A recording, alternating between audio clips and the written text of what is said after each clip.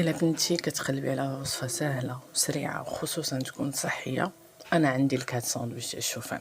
كتاخدي الشوفان، كتاخدي حبوب الشيا على حسب لا كونتيتي اللي بغيتي. انا كندير 2 معالق حتى 2 معالق ونص، شويه الماء، بيضه، شويه الملحه، شويه البزار، وبيان سور شويه ديال الفرماج محكوك.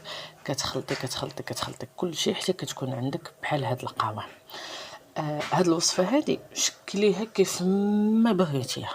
انا غادي نعطيكم من بعد وصفه بحالها مي فيها مكونات جداد باش كتقدروا تبدلوا في لي ساندويتش، حيت هاد لي ساندويتش هادو كيكونوا صحيين.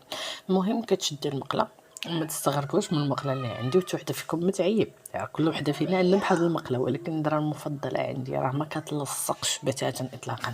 عندي وحده اخرى ولكن هذه راه هي المفضله.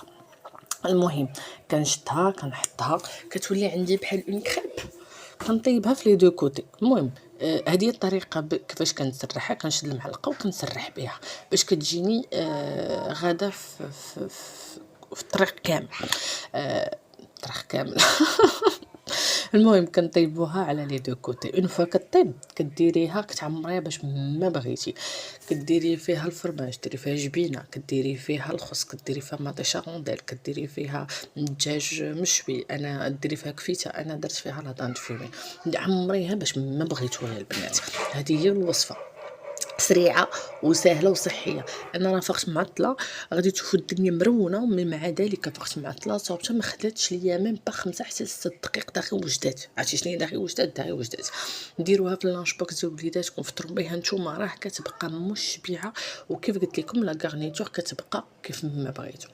صافي انا دا هو كان فطوري. ست عليه قهوه، حليبه، قهوه حليب ديال الكوك وحليبه، وكانت من اروع، هذا عندي انا من اروع الوصفات ديال الفطور ولا في الغداء. ديما كنكونش مساليه.